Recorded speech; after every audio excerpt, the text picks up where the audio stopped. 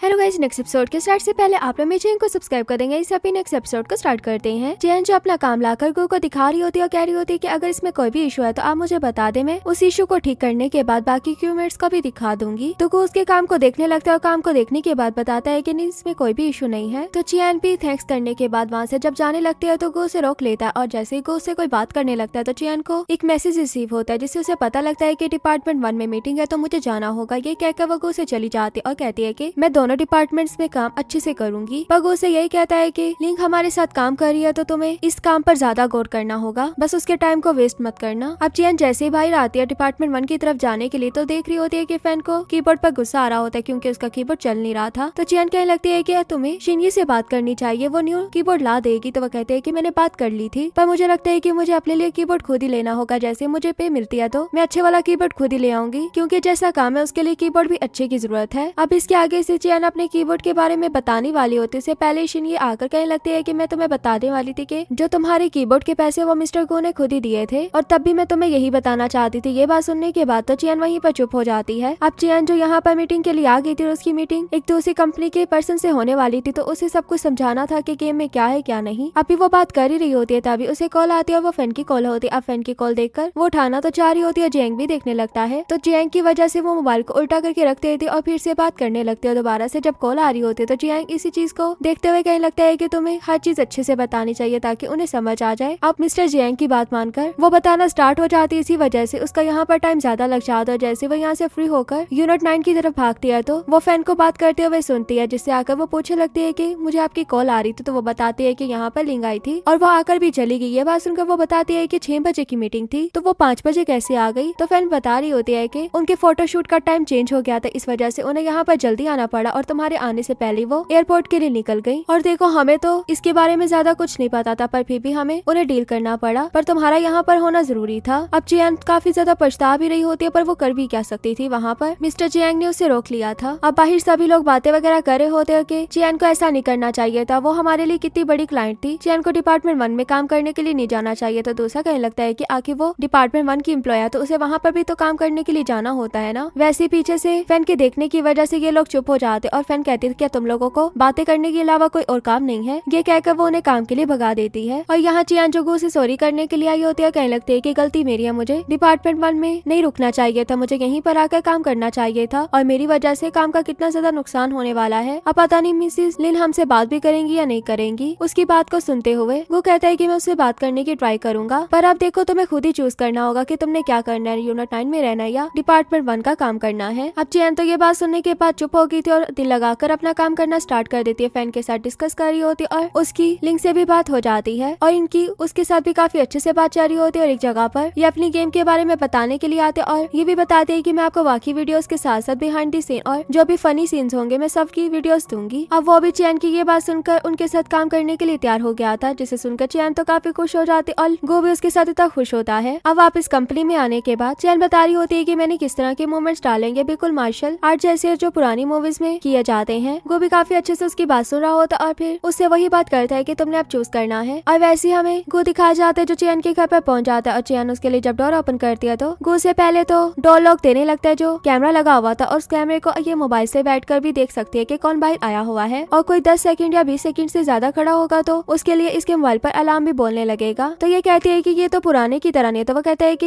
ये मोबाइल से कनेक्ट होता है। तो चियान कहती है कि अगर मैं घर पर नहीं होती बल्कि काम पर होती है तो वो कहता है कि अगर तुम माइंड ना करो तो तुम मेरे मोबाइल के साथ भी कनेक्ट कर दो अपने इस लॉक को। तो ये बात सुनकर कहने लगती है कि ये तो काफी वियर्ड नहीं लग रहा। तो वो कहता है कि अच्छा क्या तुमने मुझे ऐसा समझा हुआ है। ये बात सुनकर वो उसको सेल्फ डिफेंस के लिए भी एक चीज दे देता है और उसके बाद एक और भी चीज दे देता है जो वाटर लीकेज का अलार्म होता है। अब सब चीजों को लेने के बाद चियान कहने लगते हैं कि मुझे सेल्फ डिफेंस के लिए इन चीजों की जरूरत नहीं है, अभी ये बातें कर ही रही होती तो वो कहता है कि अब तुम्हें सोना चाहिए कहकर उसको घर के अंदर भेज देता और ये भी तंग करते हुए डोर क्लोज कर देती है। अब जब ये बैठी होती है तो इसको डिपार्टमेंट 1 की तरफ से मैसेज आता है कि जो भी डिपार्टमेंट 1 की मीटिंग्स होंगी वो आफ्टरनून में होंगी। ये देखकर सोचने लगती है कि यूनिट 9 की भी तो मीटिंग उसी टाइम पर है, मुझे क्या करना चाहिए, अब मुझे चूज करना है मैं जाऊं या ना जाऊं। अब यही सब करते हुए नेक्स्ट डे आ जाता है जहाँ पर हमें यूनिट 9 की मीटिंग दिखाई जाती है। वो सब जुन का वेट कर रहे होते हैं पर जुन तो आने का नाम ही नहीं ले रहा होता। तो वो शिन्नी के ऊपर आ जाते हैं कि जुन को मीटिंग के लिए तो आना चाहिए। तो कहती है कि चलो ठीक है मैं जाकर पता करके आती हूँ कि वो क्या कर रहे हैं। और इधर हमें जुन दिखा जाता है जो अपनी गर्लफ्रेंड फैंग के साथ बात कर रहा होता है और उसके साथ बैठकर मूवी भी देख रहा होता है। अब उसी मूवी के ऊपर इनकी डिस्कशन चल कर रही होती है तभी शिनी आ जाती है और शिनी आकर इशारे से बुला रही होती है कि आपकी मीटिंग है। तो जुन भी उसको इशारा कर रहा होता है कि अभी मैं नहीं आ सकता, मैं कॉल पर हूँ। तो फैंग पूछने लगती है कि जुन ये तुम क्या कर रहे हो? तो कहते हैं कि मैं तो मूवी देख रहा हूँ। तो फैंग कहती है कि ठीक है ना, फिर मूवी पर फोकस करो। अब शिनी वापस आ जाती है, उन लोगों को आकर बताती है कि हाँ मैंने सही सोचा था कि वो काम में बिजी है और उन्होंने ये भी बोला है कि आप लोग मीटिंग स्टार्ट कर दो, मेरा वेट नहीं करो, मैं अभी कुछ टाइम में आ जाऊंगा। अब सभी लोग शिनी की ये बात सुनकर मीटिंग स्टार्ट कर देते हैं और यहाँ पर जुन को भी मीटिंग में जाने की फिक्र हो रही होती है। वो फैंग से कहता है कि मेरा टाइम खत्म हो गया है, मुझे मीटिंग में जाना होगा। पर फैंग कहने लगती है कि तुमने बोला था कि तुम मेरे साथ आज मूवी देखोगे, तो तुम्हें मेरे साथ मूवी देखनी होगी। ये बात सुनकर अब जुन रुक जाता है और कुछ टाइम बाद जब ये मीटिंग में आता है तो मीटिंग कंप्लीट होने वाली थी ऑलमोस्ट, और वहाँ पर शिनी होने वाली बातों का जुन को बता देती है। जुन भी शिनी के पास होकर उसे थैंक्स करने लगता है, कहता है कि तुम ना होती तो पता नहीं यहाँ पर क्या ही हो जाता। और उनके साथ मीटिंग करने के लिए बैठ के आते तो चियन दिखाई जाती है, जिससे अभी तक ये डिसीजन नहीं लेके जा रहा था कि वो यूनिट 9 में जाए या डिपार्टमेंट 1 में, क्योंकि डिपार्टमेंट 1 में उसे ज्यादा फायदे मिल रहे थे। एक तो वो प्रमोट हो चुकी थी और उसकी वजह से उसको पे भी ज्यादा मिल रही थी, और दूसरा यहाँ का काम ज्यादा तंग करने वाला नहीं होता और ना ही ज्यादा थकाने वाला होता है, जबकि यूनिट 9 में पे भी कम है और काम भी थकाने वाला है। और फिर सोचने लगती है कि गो की वजह से मैंने ट्रिपल ए की गेम को पढ़ा, उसके बारे में समझा, पर अब मुझे अपने लिए कुछ करना होगा, क्यों ना मैं इसके लिए कॉइन फ्लिप करूं। हेड और टेल वाला भी हिसाब लगा लेते हैं कि मुझे क्या करना होगा अगर ये आता है और ये आता है। तो यही सोचकर जैसे कॉइन को फेंकती है तो वो कॉइन स्टीला के पाँव के पास जाकर गिरता है। स्टीला उस कॉइन को उठा लेती और चियन स्टीला को देखकर कहती है कि बॉस आप यहाँ पर। तो वो भी चियन के पास आ जाते हो, कहने लगती है कि मैं काफी टाइम से तुम्हें खुद से ही बातें करते हुए सुन रही थी, क्या हुआ, कोई डिसीजन नहीं लिया जा रहा? तो कहती है कि हाँ। तो स्टीला कहती है कि यही डिसीजन होगा ना कि तुम्हें यूनिट 9 में जाना चाहिए या डिपार्टमेंट 1 में। तो वह कहती है कि आपको कैसे पता? स्टीला उसे बताती है कि जब गो ने तुम्हें चूज किया था तो मैंने उसे उस टाइम पर ही कहा था कि तुम्हें परमानेंट बना ले, पर गो ने मुझे एक ही बात बोली थी कि वो तुम पर ज्यादा दबाव नहीं डालना चाहता और तुम ही पर डिसीजन को छोड़ना चाहता है। चियन तो देखने की ट्राई कर रही होती है कि कॉइन पर क्या आया होगा, पर स्टीला ने तो हाथ रखा हुआ था और दिखा भी नहीं रही होती। स्टीला कहने लगती है कि तुमने कॉइन को फेंकने से पहले ही सोच लिया होगा कि तुमने कहाँ पर जाना है, पर चियन तो आगे से चुप हो जाती है क्योंकि वो अभी कोई भी डिसीजन नहीं लेना चाहती थी। और स्टीला से कहती है कि क्या मैं आपसे एक क्वेश्चन करूँ? तो वो कहती है कि हाँ। तो वो उससे पूछ लेती है कि आपने यूनिट 9 क्यों बनाया? स्टीला कहती है कि मैंने भी इसका आंसर कॉइन से ही निकाला था। तो चियन जल्दी से पूछती है कि कॉइन से क्या आंसर निकला? तो वो बताती है कि कॉइन ने बोला था कि मुझे नहीं बनाना चाहिए, पर आज के रिजल्ट को देखकर मैं सोचती हूँ कि मैंने अच्छा काम किया, मैंने अपने दिल की बात सुनी। और ये बात कहकर चियन को भी कॉइन पकड़ाते हुए कहती है कि तुमने भी बस अपने दिल की बात सुनी, जो तुम दिल से करना चाहती हो बस वही करना। अब स्टीला की बात सुनकर चियन भी बोल देती है कि फिर मैं अपना टाइम हीरो पाथ मतलब गो की गेम पर ही लगाना चाहती हूँ। तो उसी के लिए स्टीला उसे ऑल द बेस्ट कहकर चली जाती है। और फिर चियन मिस्टर जियांग से बात करने के लिए आ जाती है। तो मिस्टर जियांग कहते हैं कि मैं तुम्हें यूनिट 9 में नहीं जाने दूंगा। तो वह कहती है कि मैं वहाँ पर जाना चाहती हूँ। तो जियांग कहते हैं कि देखो तुम्हें यहाँ पर प्रमोशन मिला, अगर तुम अभी छोड़कर चली जाती हो तो तुम्हारी जगह पर कौन काम करेगा? तो जियांग कहती है कि मैं यहाँ पर ऐसे काम छोड़कर जाऊंगी कि किसी को मेरे यहाँ पर होने और ना होने से कोई फर्क नहीं पड़ेगा। ये बात सुनकर भी जियांग कह देते हैं कि मैं इस बात के लिए कभी नहीं मानूंगा। अब जियांग भी चुप करके वापस आ गई थी और लंच ब्रेक में अपनी फ्रेंड के साथ होती है। तो उसकी फ्रेंड कहने लगती है कि तुम्हें मिस्टर जियांग को अपना दुश्मन नहीं बनाना चाहिए, वरना तुम इस कंपनी में काम करने के लिए भी कैसे आओगी? पर जियांग कहती है कि मैं तो यूनिट 9 में जाना चाहती हूँ ना। ये बात जुन भी सुन लेता और जुन जाकर गो को बता देता है कि जियांग ने सोच लिया कि वो हमारे डिपार्टमेंट में आएगी। पर गो कहता है कि बैड न्यूज ये है ना कि जियांग छोड़ना नहीं चाहता क्योंकि वो इसे खो नहीं सकता। ये बात कहकर गो जब जियांग को देखी जा रहा होता है तभी उसे मॉम की कॉल आ जाती, तो वो अपनी मॉम की कॉल को देखकर बस उसे देख रहा होता। तो जुन कहता है कि आंटी की कॉल है तो अटेंड कर लो। अभी अपनी मॉम की कॉल उठाता है तो उसकी मॉम कहने लगती है कि तुमने मेरे मैसेज का रिप्लाई क्यों नहीं दिया? तो गो कह देता है कि मैं काम में बिजी था। तो उसकी मॉम पूछने लगती है कि तुम कहाँ पर काम कर रहे हो? तो ये भी झूठ बोल देता है कि मैं IT कंपनी में काम कर रहा हूँ और फिर काम का बहाना लगाकर कॉल कट कर देता है। जुन कहने लगता है कि तुम्हें अपनी मॉम से ये बात नहीं छुपानी चाहिए, एक ना एक दिन तो बाहर आ ही जाएगी ना। तो वह कहता है कि तब देखा जाएगा। ये बात कहकर फिर से चियन को देखने लगता है और नाइट में चियन दिखाई जाते हैं जो अभी भी इसी बात के बारे में सोची होती है। कहते हैं कि ट्रांसफर का डिसीजन लेना तो आसान था पर ट्रांसफर करना बहुत मुश्किल हो गया है। तभी वो एक मैसेज पढ़ती है जो उसको किसी की तरफ से आया हुआ था और वो इसको इनवाइट कर रहे होते हैं, वो भी एक गैदरिंग में जहाँ पर टीचर्स ही टीचर्स होंगे और पेट्स को भी लाया जाएगा, वो भी फेमस। ये पढ़ते साथ ही ये फौरन से हाँ कर देती है। अब नेक्स्ट डे जब ये डिपार्टमेंट 1 में काम के लिए आती है तो चैनी से देखकर कहने लगती है कि बताओ तुम वहाँ पर गई थी, वहाँ पर जाने के बाद क्या बना? तो ये बताते हैं कि बहुत अच्छे से काम किया, सभी लोग एक ही बोट में थे ऐसा लग रहा था और सभी लोगों से बहुत अच्छे से बात हुई। और चैन को ये भी बताते हैं कि मैं तुम्हारे लिए नेमलेस का ऑटोग्राफ भी लेकर आई हूँ। ऑटोग्राफ देखते साथ ही वो बताने लगते हैं कि जो मिस्टर जियांग है ना वो उन्हें यहाँ आर्ट में रखना चाहते थे, बट नेमलेस ने मिस्टर जियांग को इग्नोर कर दिया। अब इसी बात को सुनकर वो मिस्टर जियांग से बात करने के लिए पहुंच जाती है। मिस्टर जियांग कहते हैं कि अब क्या हुआ? तो वह कहने लगते हैं कि आप यहाँ पर मिस्टर नेमलेस को रखना चाहते थे ना, नेमलेस फ्लावर को। मुझे लगता है कि मैं आपके लिए उनसे बात कर सकती हूँ। तो वह कहने लगता है कि कंपनी बात नहीं कर सकती तो तुम कैसे बात कर सकती हो? तो यहाँ पर जियांग बता देते हैं कि उन्होंने मुझसे एक प्रॉमिस किया हुआ है। तो जियांग उसकी बात सुनकर कहता है कि तुम यहाँ पर उसको लाकर खुद तुरंत यहाँ से ट्रांसफर करना चाहती हूँ उसकी हेल्प लेकर। तो वो कहती है कि हाँ, क्योंकि मुझे लगता है कि हमारी टीम में बहुत से अच्छे लोग हैं और मेरे ट्रांसफर करने से भी कुछ नहीं होगा। तो उसकी बात मिस्टर जैंग सुन तो रहे होते हैं, पर फेस दूसरी तरफ क्या होता है, कहने लगते हैं कि ठीक है, मुझे ये डील मंजूर है। अब यहीं से चियान का रिजाइन हो चुका था और चियान तो अपना सामान वगैरह पैक कर रही होती है। उसकी फ्रेंड कहने लगती है कि मैं बहुत सैड हूँ, तुम यहाँ से चली जाओगी तो मैं ड्रिंक किसके साथ शेयर करूंगी। अब वैसे ही चियान देखती है कि उसके टेबल पर एक और चीज होती है जो उसकी भी नहीं होती और उसके फ्रेंड लोगों में से किसी ने नहीं दी होती। अब यही देखकर वो जब दूसरी तरफ देखते तो वहाँ पर मिस्टर यिन दूसरी तरफ फेस करके खड़े होते। उन्हें देखकर वो समझ आते हैं कि उन्होंने इसके टेबल पर ये चीज रखी है उसके जाने पर, और कहने लगते हैं कि थैंक्स मिस्टर यिन, आपने मुझे ये दी। तो मिस्टर यिन इसके पास आते हुए कहने लगते हैं कि तुम बहुत ज्यादा डम हो, तुम इस जगह को नहीं छोड़ना चाहिए था। आखिर तुम यहाँ पर प्रमोशन भी मिल गया था और उसके बाद अच्छे से काम भी कर रही थी, वहाँ पर जाकर देखना तुमने काम से थकना है और पता लगे वहाँ से हमारी बेइज्जती भी करवा आओ। तो चैन कहने लगती है कि इस बात पर यकीन रखो कि मैं आप लोगों को वहाँ से एम्बैरस नहीं करवाती और ना ही वहाँ से फायर होती हूँ, क्योंकि मिस्टर यिन ने बोला था कि अगर तुम वहाँ से फायर हो जाती हो तो मैं यहाँ पर तुम्हें एंट्री नहीं दिलवाऊंगा। तो उनकी बात से वो अपने डिपार्टमेंट का कार्ड भी उसे ही पकड़ा जाती है और यहीं पर हमारा ये पार्ट भी एंड हो जाता है। वीडियो अच्छी लगे तो वीडियो को लाइक करना।